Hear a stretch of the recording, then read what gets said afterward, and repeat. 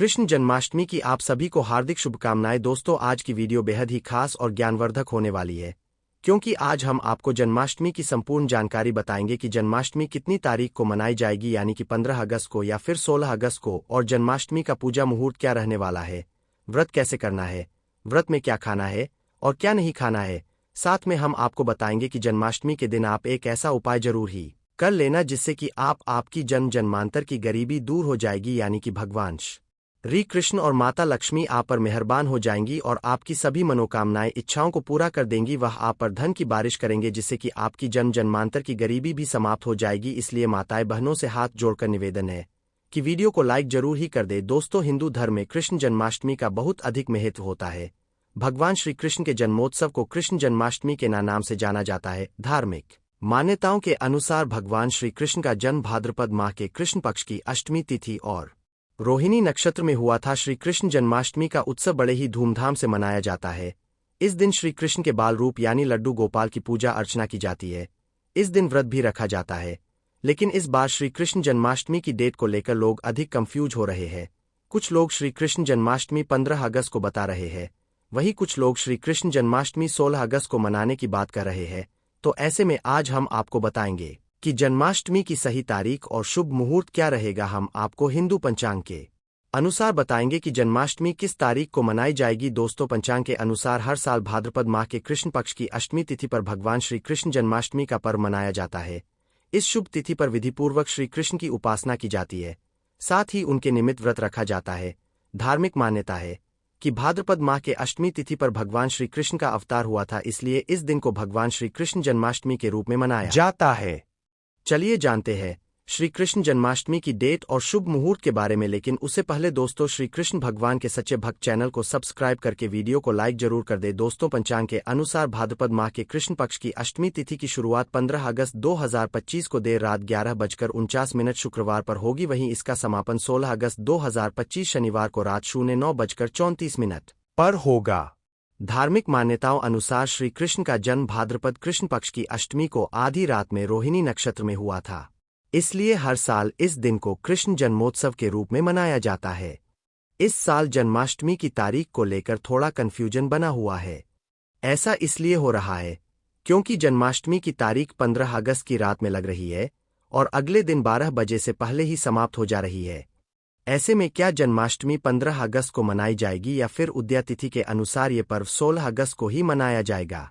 आइए अब हम जान लेते हैं जन्माष्टमी पूजा विधि के बारे में। दोस्तों, श्री कृष्ण जन्माष्टमी के दिन ब्रह्मा मुहूर्त में उठे और दिन की शुरुआत देवी देवताओं के ध्यान से करें। इसके बाद स्नान कर सूर्यदेव को जल अर्पित करें। अब मंदिर की सफाई कर चौकी पर भगवान कृष्ण की मूर्ति विराजमान करे। विधिपूर्वक गंगाजल पंचामृत समेत आदि चीजों से अभिषेक करे। गोपी चंदन का तिलक लगाए, कान्हा का श्रृंगार करे और फूल माला अर्पित करे। देसी घी का दीपक जलाकर आरती करें और मंत्रों का जप करे। प्रभु को माखन, मिश्री, खीर, पुआ और फल आदि चीजों का भोग लगाए। अंत में जीवन में सुख शांति की कामना करें और लोगों में प्रसाद का वितरण करें। आइए दोस्तों, अब हम जान लेते हैं जन्माष्टमी व्रत के बारे में, यानी कि जन्माष्टमी का व्रत कैसे किया जाता है। जन्माष्टमी के दिन कान्हा की पूजा के अलावा व्रत रखने का भी विधान है। जन्माष्टमी व्रत से एक दिन पहले सप्तमी तिथि से ही तामसिक भोजन जैसे लहसुन, प्याज, बैंगन, मूली आदि का त्याग कर देना चाहिए और सात्विक भोजन करने के बाद ब्रह्मचर्य का पालन करना चाहिए। जन्माष्टमी के दिन ब्रह्मा मुहूर्त में उठकर सुबह स्नान व ध्यान से निवृत्त होकर स्वच्छ वस्त्र पहने फलाहार या जलाहा व्रत का संकल्प ले दिन भर कान्हा की भक्ति करे। रात में 12 बजे श्री कृष्ण का जन्मोत्सव मनाएं, उन्हें भोग लगाएं।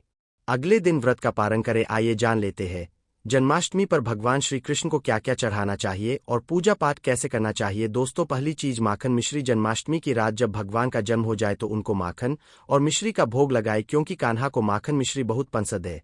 वहीं ऐसा करने से जीवन में सुख समृद्धि का वास रहेगा और भगवान श्री कृष्ण की कृपा आप पर बनी रहेगी। दाम्पत्य जीवन खुशहाल बना रहेगा। दूसरी चीज, शंख से करें अभिषेक। जन्माष्टमी के दिन लड्डू गोपाल का दक्षिणावर्ती शंख से अभिषेक करना चाहिए। इसके बाद कृष्ण चालीसा या विष्णु सहस्त्र नाम का पाठ करें। ऐसा करने से आर्थिक स्थिति में सुधार आएगा, साथ ही जीवन में संपन्नता बनी रहेगी। तीसरी चीज, पान का पत्ता। अगर बहुत प्रयास के बाद आपकी आर्थिक स्थिति में सुधार नहीं हो पा रहा हो तो श्री कृष्ण के जन्म के बाद भगवान कृष्ण को पान का पत्ता अवश्य अर्पित करें। इसके बाद अगले दिन उस पान के पत्ते पर रोली से श्रीयंत्र लिखकर धन के स्थान जैसे अलमारी या तिजोरी में रख दे। ऐसा करने से आपको आर्थिक तंगी से मुक्ति मिलेगी, साथ ही धन में वृद्धि होगी। दोस्तों, चौथी चीज है बांसुरी जन्माष्टमी के दिन एक बांसुरी बाजार से खरीद कर लाए और भगवान कृष्ण को एक चांदी की बांसुरी अर्पित करे। भगवान कृष्ण को बांसुरी बहुत पसंद है, साथ ही आपको सभी कष्टों से मुक्ति मिल सकती है। धन समृद्धि के लिए भगवान कृष्ण को इस दिन पीले वस्त्र भी धारण कराए। दोस्तों, जन्माष्टमी के अवसर पर घर को सजाने और विधि विधान से पूजा पाठ करने से कृष्ण जी प्रसन्न होते हैं और हमारी झोली खुशियों से भर देते हैं। शास्त्रों में यह भी बताया गया है कि इस दिन कुछ विशेष अचूक उपाय करने से धन की देवी मां लक्ष्मी भी प्रसन्न होती है।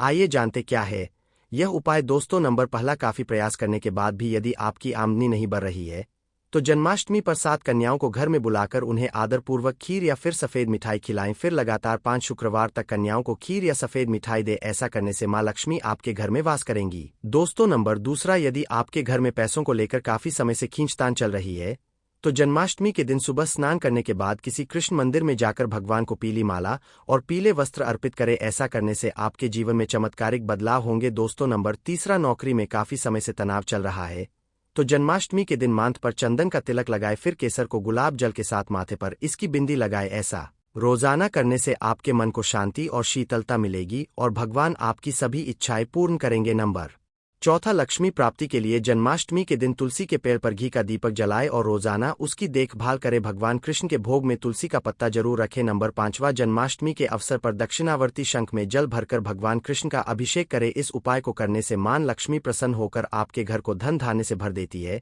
और आपको सुख समृद्धि की प्राप्ति होती है। नंबर छठवां, जन्माष्टमी के अवसर पर ईशान को में गाय के घी का दीपक जलाए और 11 बार ओम वासुदेवाय नमः मंत्र का जप करें और भगवान का ध्यान करें। नंबर सातवां, जन्माष्टमी के अवसर भगवान कृष्ण को पान के पत्ते अर्पित करें। उसके बाद पत्ते पर रोली से श्री लिखकर तिजोरी में रख दे। ऐसा करने से आपके घर में धन वृद्धि के योग बनेंगे। नंबर आठवां, जन्माष्टमी की शाम को घर में तुलसी के पौधे के पास घी का दीपक जलाने से परिवार में चल रहे लड़ाई झगड़े समाप्त होते हैं। इस दिन ओम नमो भगवते वासुदेवाय का जाप करते हुए तुलसी की 11 बार परिक्रमा करें। इससे परिवार में प्रेम का वातावरण बना रहता है। नंबर 9, यदि आपके जीवन में धन धान्य की कमी बनी रहती है या फिर आप जीवन से जुड़े तमाम दुखों से घिरे हुए हैं तो आपको सभी प्रकार की चिंताओं से मुक्ति पाने और कामनाओं को पूरा करने के लिए जन्माष्टमी की पूजा से जुड़े इन अचूक उपायों को जरूर आजमाना चाहिए। आइए दोस्तों, अब हम जान लेते हैं पूजा पाठ से संबंधित कुछ जरूरी बातों के बारे में। दोस्तों, नंबर पहला, जन्माष्टमी के दिन सुबह किसी भी राधा कृष्ण मंदिर में जाकर श्री कृष्ण जी को पीले फूलों की माला चढ़ाना बहुत शुभ माना जाता है। मान्यताओं के अनुसार इससे धन लाभ के प्रबल योग बनते हैं और आर्थिक समस्या दूर होने लगती है। इस दिन भगवान को पीले रंग के कपड़े, पीले फल, पीला अनाज और पीली मिठाई अर्पित करने से जीवन में धन और यश बढ़ता है। नंबर दूसरा, जन्माष्टमी के दिन बाल गोपाल को पूजा करते समय एक पान का पत्ता भी अर्पित करे। पत्ते पर सिंदूर से श्री लिखे और फिर उसको पूजा करने के बाद जहां पैसा रखते हो वहां रख दे। ऐसा करने से घर में चल रही आर्थिक तंगी दूर होती है। नंबर तीसरा, कृष्ण जन्माष्टमी के दिन सुबह स्नान व ध्यान के बाद बाल गोपाल को नई पोशाक पहनाएं, भोग लगाए और गोपी चंदन से श्रृंगार करे। उसके बाद पास के राधा कृष्ण मंदिर में जाकर वह जयंती फूलों की माला अर्पित करे। इस उपाय को करने से भगवान कृष्ण का आशीर्वाद मिलता है और सारे रुके हुए कार्य पूरे होते हैं। नंबर चौथा, जन्माष्टमी के दिन गाय और उसके बछड़े की सेवा करनी चाहिए। इस दिन गाय और उसके बछड़े की मूर्ति लाए और बाल गोपाल की मूर्ति के पास रखकर उसकी भी पूजा करे। ऐसा करने से भगवान कृष्ण की कृपा से संतान संबंधी शुभ समाचार सुनने को मिलता है। नंबर पांचवा, हिंदू मान्यता के अनुसार भगवान कृष्ण की पूजा एवं उन्हें लगाया जाने वाला भोग बगैर तुलसी के अधूरा होता है। ऐसे में जन्माष्टमी के दिन कान्हा की कृपा पाने के लिए विशेष रूप से तुलसी की पूजा करें और उसके नीचे शुद्ध देशी घी का दिया जलाए और उसकी परिक्रमा करें। साथ ही साथ कान्हा के भोग में तुलसी दल जरूर डाले। आइए दोस्तों, अब हम जान लेते हैं कि जन्माष्टमी व्रत में क्या खाना चाहिए। दोस्तों, पहली चीज कुत्तुम। यह एक प्रकार का अनाज है जिसके दाने हल्के भूरे रंग के हरे रंग के होते हैं। कुत्तों की खिचड़ी पौष्टिक होने के साथ साथ स्वादिष्ट भी है। इसे आलू और अन्य मसालों के साथ बनाया जाता है। आप इसे उपवास के दिनों में बनाकर खा सकते हैं। कुत्तों की रोटी या कुत्तों की पूरी भी बनाई जा सकती है। दूसरी चीज मखाने। आप मखाने की खीर बनाकर खा सकते हैं। यह भी व्रत में खाने के लिए उत्तम होती है। मखाने में लौह, कैल्शियम और फास्फोरस उच्च मात्रा में होते हैं जिससे आपके शरीर को जरूरी पोषक तत्व प्राप्त होते हैं और इससे आपका पेट भी भरा रहता है। यह खाने में भी स्वादिष्ट लगती है। इसमें चीनी की मात्रा आप अपनी आवश्यकता अनुसार डाल सकते हैं। तीसरी चीज, फलों का सेवन करना पूरे वर्ष लाभदायक होता है। फलों से आपको जरूरी ऊर्जा मिलती है। व्रत में फल खाए जा सकते हैं। आप चाहे तो अपने पसंद के फ्रूट से फ्रूट चाट भी बनाकर खा सकते हैं। फलों में आप मौसमी फल खाएं या आपके पसंद के फल का चुनाव कर सकते हैं। चौथी चीज साबूदाना। साबूदाना उपवास के दौरान एक पसंदीदा व्रत का खाना है, जिसे व्रत में अधिकतर लोगों द्वारा खाया जाता है। इसमें कार्ब्स या स्टार्च भरपूर होता है, जो हमें ऊर्जा से भरने में मदद करता है। आप साबूदाना की खीर, साबूदाना की खिचड़ी, साबूदाना के पापड़ और भी बहुत कुछ बना सकते हैं। पांचवी चीज दूध। दूध का भी व्रत में सेवन कर सकते हैं और इसे कई रूपों के साथ प्रयोग कर सकते हैं। मिल्क शेक बनाकर पी सकते हैं, यह टेस्टी भी होते हैं और आपको हाइड्रेटेड भी होते हैं। केले, स्ट्रॉबेरी, खरबूजे जैसे फलों से बने मिल्क शेक आजमा सकते हैं। छठवीं चीज दही। दही का प्रयोग करके फ्रूट्स के साथ ट्राई कर सकते हैं। इसमें नाशपाती, सेब और अंगूर काटकर मिलाए और इसका लुत्फ उठाए। इसमें 1 चम्मच शहद डाले, यह इसके स्वाद को दोगुना कर देगा। सातवीं सिंघारे के आटे का समोसा चाय के साथ इस नाश्ते को ट्राई कर सकते हैं। इसे उपवास सामग्री जैसे सिंघारे के आटे, सेंधा नमक और मसाले से बना सकते हैं। धनिये की चटनी के साथ इसे खाने का मजा ले। आठवीं चीज सूखे मेवे। आप सूखे मेवों को भी अपने व्रत के खाने में शामिल कर सकते हैं, जैसे किशमिश, खजूर, अखरोट, बादाम सभी अच्छे विकल्प है।